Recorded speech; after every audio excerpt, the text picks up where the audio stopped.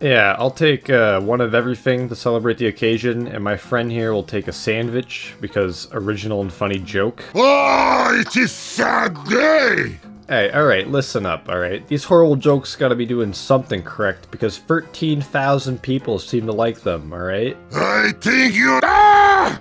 Smooth moves there, McGee. Have fun cleaning that up. I'm gonna make the rest of the video in a less soggy area now. Yeah though. 13,000 subscribers. Cue the confetti, cue the trophy, cue the big check, and of course, cue the party music. Oh yeah. But Space Sky, why a 13,000 special and not a 10,000 or 15,000? Because it's cliche, alright? You know what also is cliche when people do these kind of videos? Q&As, loadout reveals, face reveals as well. Some madman did a bloody foot reveal on the internet, God help him. Not me though. I'm innovating the game by talking about my personal thoughts and opinions on each and every single weapon within TF2. Eventually, I would like to do a video on most of these, going more in depth about them, akin to Uncle Dane or Big Joey's weapon overlook videos, but for the time being, the scattergun. Good old reliable, if only my flick skills would transfer over to scout. The force of nature. The knockback on this is more of a negative than a positive, I always find. The shortstop. It's... Getting a shove kill with it is hype. The soda popper. A better force of nature and my new personal favorite scattergun to use. The baby's face blaster. I am speed until I get hit by chip damage. I also hate teammates who use this thing because I keep thinking they're spies, making me paranoid. The backscatter. It's not as bad as people make it out to be, but it's still massively outclassed. The pistol. It's a solid tool for finishing people off. Shame I could never seem to hit anyone with it due to its spread. The winger. If I did the math on this, it wouldn't surprise me if the DPS on this was somehow lower than the pistol, leaving only the higher jump height, which isn't as good as having another jump. The Pretty Boy's pocket pistol. My go-to pistol when using scout. Little bit underperforming compared to Mad Milk, but still, the offensive capabilities and health back is quite nice. The flying guillotine. It lost some use when the Sandman got nerfed, but not enough to actually kill it. Requires precise aim and timing with an extremely good payoff for landing it. Bonk! Atomic punch. I'll use this to flank behind the enemy team. There's no way in hell that 5 of them won't chase after me and gun me down the minute this ends. Criticola. If I don't kill you, you'll sure as hell kill me. It's fine in small one-on-one engagements, but hard to use reliably in pubs. Man Milk. It's one of Scout's best secondary weapons simply due to how versatile it is. Extinguish yourself for teammates, or regain your health through a single meat shot. Is Dad bugging you? Throw some milk at him so he can't leave to get milk and disappear for another 10 years. The stock bat. You know, I could probably make an entire separate video talking about how melee mechanics work in TF2 and how this is a shining example on what not to do with it. The Sandman. How depressing. This thing was nerfed harder into the ground than a drill. I get why the stun was removed, but they couldn't rework it so people will be able to slowly move around but not shoot like in humiliation mode. The Candy Cane. It's just a direct upgrade from stock. You should hopefully be adept at scout enough to dodge projectiles, making the downside hardly an issue. The Boston Basher. Speaking of direct upgrades, do more damage, help build Uber, and have a fur jump. Why would you not have this equipped? The Sun on a Stick.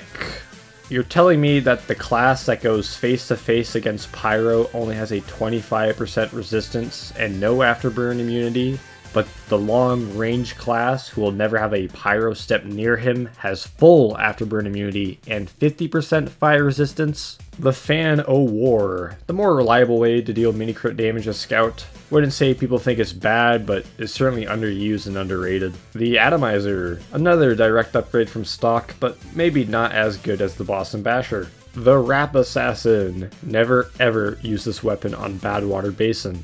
Aside from that though, pretty good. Still better than stock. Really, if bleeding didn't stack though, I would see no reason to ever use the guillotine over this. The Rocket Launcher. It's stock. What can I say about it? It does what it needs to, and it does it well. The direct hit. I understand that this does more damage, but giving up splash damage, especially on certain maps, always felt rough, man. Plus, I can never personally get used to the faster projectile speed. The Black Box. it isn't that good as people make it out to be. It's annoying to fight against if they have the conch, but aside from that, it's fairly weak. The rocket jumper. Welcome to Hightower. The Liberty Launcher. I used to solely use this weapon for an extremely long time, probably because it's the meta choice in Versus Saxon Hail. I never felt super handicapped while using it in small engagements, but in crowds or on the point, yeah, that 25% damage penalty starts showing up. The Cow Mangler 5000. People really oversell the infinite ammo stat this weapon has and always seem to gloss over the downsides. The charge shot is a gimmick, but the fact you can't pair this with a crit screeg or deal with buildings effectively is such a hindrance. The Beggar's Bazooka. I can't hit the scout or sniper or the sentry or get an air shot. There is a reason why this thing is made from garbage. The Airstrike. Actually a nice fun change of pace for Soldier. Shame I keep running out of ammo. The Shotgun. Boots over shoots. Idiot. The Reserve Shooter. Rewards you for being able to launch and juggle enemies, and it's a nice way to say piss off to Trollgers. The Buff Banner. I always found it strange that this banner never had a passive with it. The hardest part of it is getting a coordinated team to push with you. The Gunboats. Boots over shoots. Oh wait, I already said that? Oh. Even in close quarters where you'll hit yourself, it still minimizes the risk of accidentally killing yourself, and you don't need to swap to your secondary to deal said damage. The Battalion's Backup. Alright, I'll bite. Yes, this weapon is extremely underrated, but I still think it underperforms compared to either the damage the buff banner has or the survivability the conch has. The Conjurer, the best banner, passive healing plus movement speed and health back on hit for its charge, and for some stupid reason it needs 120 less damage? What's not to love? The Mantreads. The amount of times I fucked over a market garden just to have this kill them instead. The Righteous, but I can't, it's...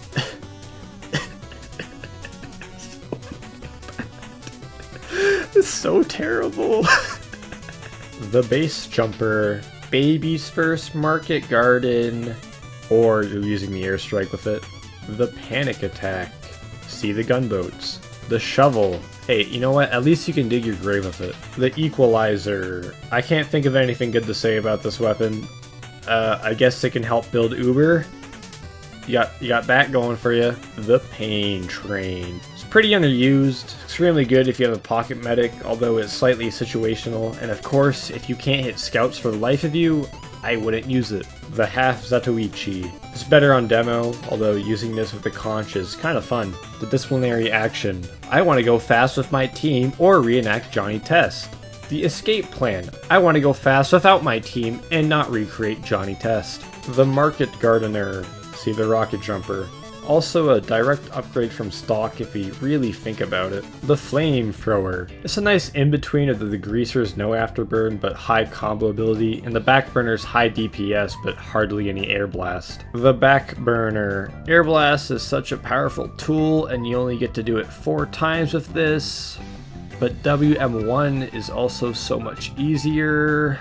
The Degreaser. King of the combos. Probably the only flamethrower and pyro weapon people really respect. The Phlogistinator. Teamed up with a pocket medic and sure this thing is annoying to fight against, but without that, I can't find much use for it.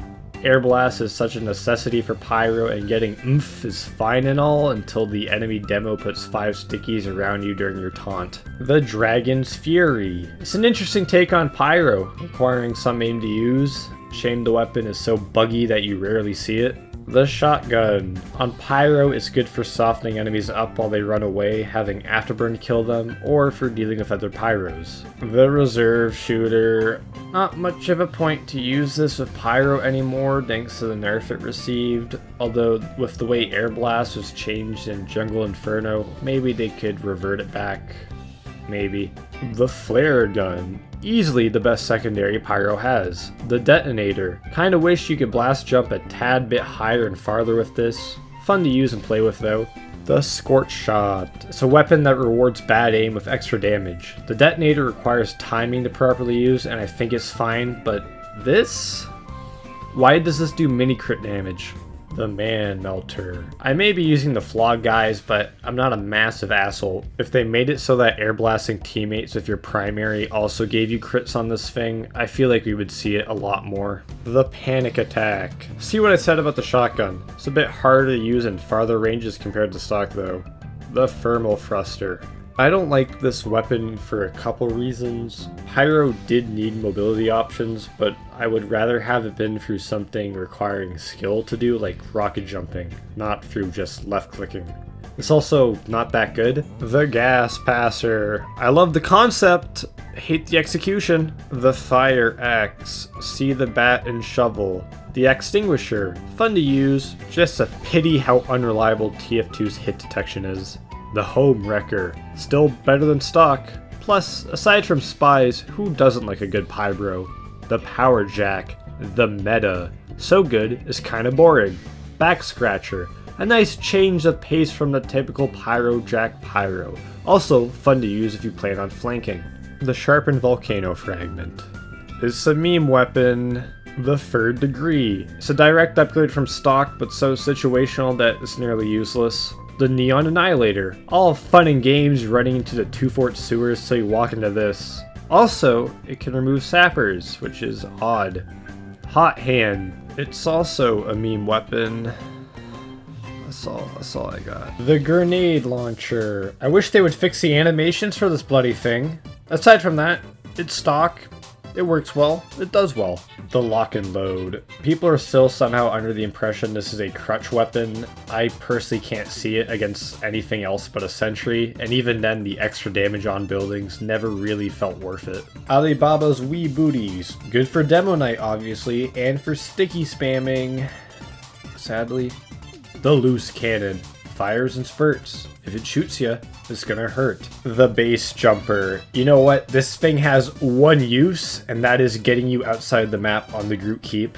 And that's it. The Iron Bomber. I recently started using this weapon again. I gotta say, having people backpedal onto the Mist Roller is hilarious. The Sticky Bomb Launcher. Found out recently that Demo's animations while holding the Sticky Bomb Launcher actually refer to it as his primary. So there you go, even more evidence that Demo's primary weapon is actually the Sticky Bomb Launcher and not the Grenade Launcher. The Scottish Resistance. The epitome of underappreciated and underused. The Sticky Jumper. You can do a lot more with this thing than you can with the rocket jumper, admittedly. The Quickie Launcher. Still can't see myself using this that often. It's just such an odd mesh of stats and abilities that don't quite work well together. The Charge and Targe. Resistance is futile. Tide Turner. Hibernite is fun, and so is Trimping. Plus, it's a nice reliable get out of jail free card. Arguably Demo's best shield. Splendid Screen. If you can get 5 heads with the Eyelander, you can charge kill all the lightweight classes to death, leading to some pretty stupid looking ragdolls. The Bottle. Are you telling me you don't have the Frying Pan for some reason? The Eyelander. Probably the best offensive centered melee weapon in the game. Downsides are negated if you play around it, and the upsides are just so good. Scotsman Skull Cutter. Why does this random crit? Pain Train. Combine this with the Sticky Jumper to do some seriously stupid backcapping. Seriously though, we need more non-Demo Night oriented melee weapons for Demo. The Ulapool Caber. Funny, although making it recharge through ammo packs would make it even better. The Claymore. The amount of people who somehow miss a 10-year joke actually disappoints me.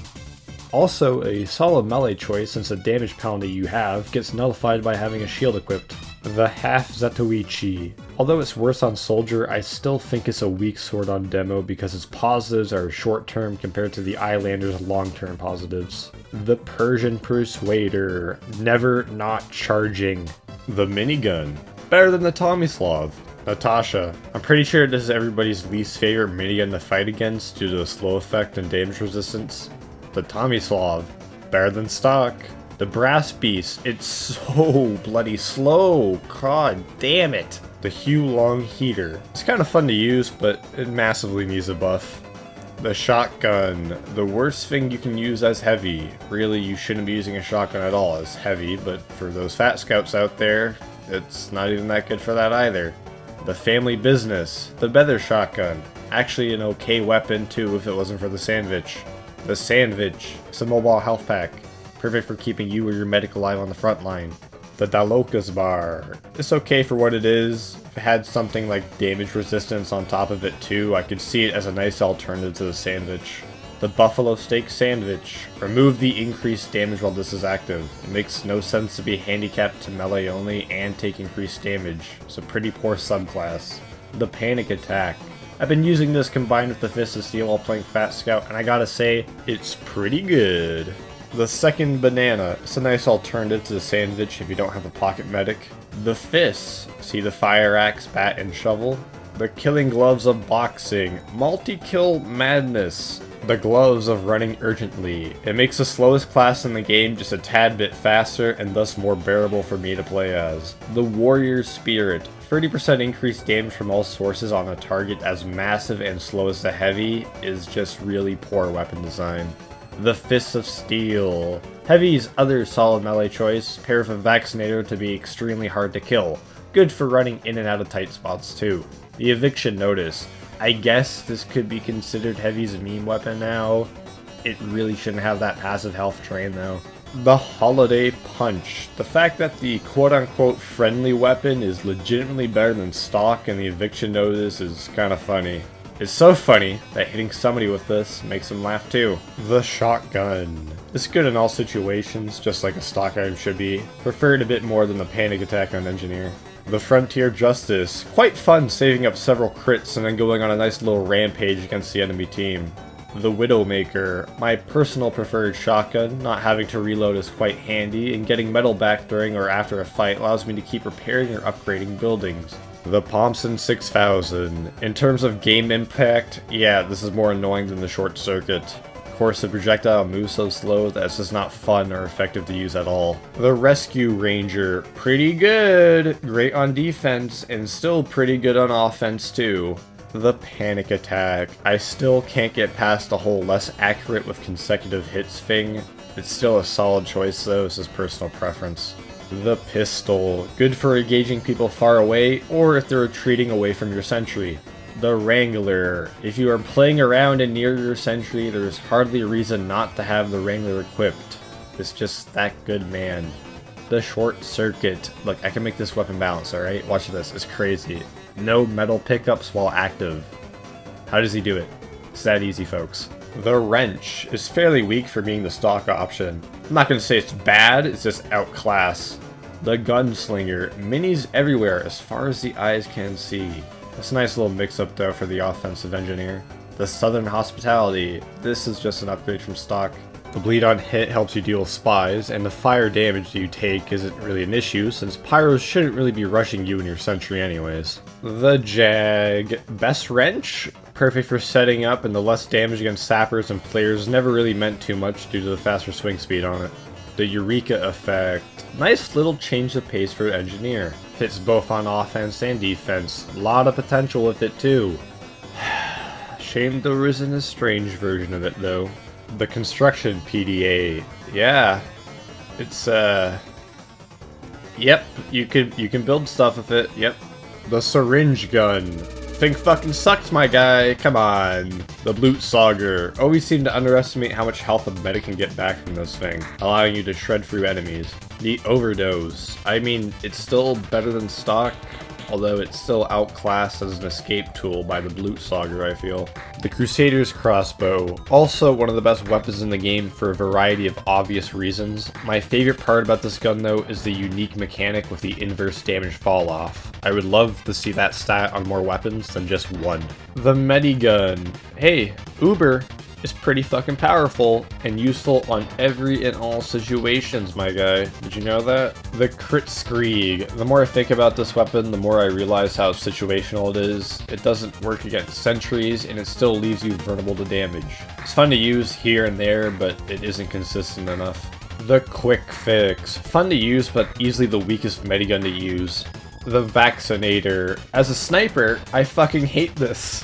As a person realizing snipers are 90% of the bots though, I understand and love this. I think this is the strongest medigun just due to how strong the damage resistance are in casual play.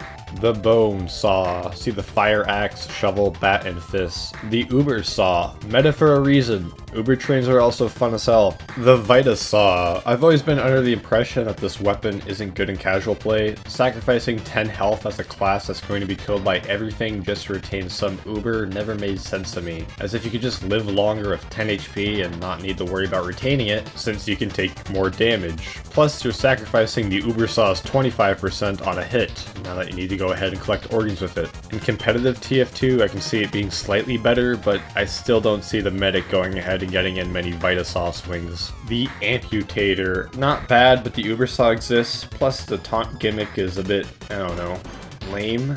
The Solemn Vow. If only there was more coordination and communication in pubs. The Sniper Rifle. Like a point-and-click adventure game. Functions as it's supposed to, but is outclassed by one other sniper rifle. The Huntsman. In my eyes, this will always be a downgrade rather than a side grade. I'm also personally terrible at aiming it. Something about it needing to wait a second for the arrow to be pulled back always throws me off. The Sydney Sleeper. The worst sniper rifle. I'm dead serious. The classic is just slightly better than this, but it's still better than this. The only real bonus this thing has is being a long-range air blast for teammates. The Bizarre Bargain. The best sniper rifle by a long shot. Even though I'll always use the Machina over it, it's not even a close call to why it's the best. The Machina, fairly overrated for what it actually is. This is also the weapon I'm most excited to talk about more in detail. I would consider this to be a slight upgrade to stock, but more so along the lines of being a side grade. The Hitman's Heatmaker. The gimmick of this weapon always seemed like a negative. It's good in MVM though. The Classic. It ain't that bad. It's bad, but it ain't that bad. Main issue as a sniper is fighting against other snipers, something this weapon is absolutely horrible at. The SMG. It's a nice, reliable mid-range option for sniper. Damage is okay, range is okay, spread is okay. It's just okay. The Cleaner's Carbine. I love doing 5 damage every 2 seconds. I don't need to say anything else. Girardi. Just like Mad Milk, I see this as Sniper's strongest choice for a secondary due to how versatile it is, plus it combos with the Bushwhacker. The Razorback. This weapon changes a man compared to any other weapon in TF2. You get a false sense of security because you can't get backstabbed, so you permanently scope in. Just get headshot by their sniper or flanked by the entire enemy team. Darwin's Danger Shield. Valve added the thermal thruster and imagined everyone using it and harassing snipers with it, but really it's only good for stopping scorch shot spammers. That being said, I like this version of the Darwin's Danger Shield a lot more than the previous version. The Cozy Camper. A strong second for Sniper's best secondary weapon, in my opinion. Passive HP regen, knockback resistance, and no flinching is pretty good. The Kukri. I mean, you don't really have that many options, do you? If you aren't using Girardi, it's the best option. If you are, then it's the Bushwhacker, obviously. The Bushwhacker. What did I just say? The damage vulnerability on it only applies while it's active, and it's not like you'll have it out against a non-Girardied enemy, meaning you don't really risk that much. The Trialman's Shiv. Pair with the Huntsman to kill any lightweight class on a body shot. Other than that, it's only good for dealing with spies, something that Girardi can also do. The Shanashan, I think. I'm not a fan of weapons that require you to take damage to be effective, with the exception of the Escape Plan. Being at low HP is risky, especially as a class that struggles at close range. You'll have to be attacked first, and then react to the enemy to make the most of the weapon. The Revolver. Gunspy is fun, plus it's a nice little thing to fall back onto. The Ambassador. Not a fan of the nerf, but it didn't do much to kill the weapon's potential, if you can aim with it, that is. L'Étange. It's a nice little utility weapon that I would consider to be somewhat of a side grade to stock, depending on their playstyle. The Enforcer. It's interesting to use on a 100% crit server, but aside from that, it sucks. It can pierce damage resistance, which is unique, but so does a backstab. The Diamondback. Needs a nerf really. The fact it functions nearly the same as a stock revolver, but has such a massive upside makes little sense to me. Should be more like the Frontier Justice and have a reduced clip or something. The Knife. No gimmick or flashy tricks, just simple backstabbing. And trick stabbing, I guess. The Your Eternal Reward. Really good for dealing with engineers and casual, but that's really it. The Conniver's Kunai. Yeah, frickin' weeb! This is my least favorite knife to fight against because you'll typically run into Dark Lord of Anime using it, who just backstabbed the heavy. It is now beelining to your back with 255 health, making him extremely annoying to kill, especially if he starts doing chain stabs on everybody. The Big Earner. The speed on stab is a nice escape option, especially when you have a nearly full cloak meter. It's personally my favorite knife to use. The Spicicle. Although it is a better knife compared to stock technically, I just don't have the patience to wait 15 seconds for it to recharge. There's also an argument to be made if it's better to get a stab with the kunai or Big Earner and possibly escape, or just survive with the Spicicle. The Invis Watch. I mean, technically speaking, the cloak can do nothing is better, but fuck, it is so slow. Hence the Invis Watch for the spy on the go. The Cloak and Dagger. Boring. Also, I hate spies who will cloak and sit in one spot forever, waiting on you to show up just to stab you in the back. Very annoying. The Dead Ringer. I've seen very few spies who know how to properly use this. Rushing into the enemy makes it super obvious, and I'm just going to rush the nearest medkit and kill you as you decloak. As an escape option though, it's pretty solid. The Sapper. It saps stuff a lot better than the Red Tape Recorder. Thing fucking sucks. There we go. Congratulations if you made it this far. Listening to some guy's opinion on the internet about something else you find yourself to be knowledgeable about has gotta be a challenge. Feel free to talk about your thoughts and such in the comments. I'll reply to a majority of them if people are really questioning something. Except the stuff about Sniper. I got plans to go into more depth talking about Sniper's weapons, and I don't want to spoil it in the comment section.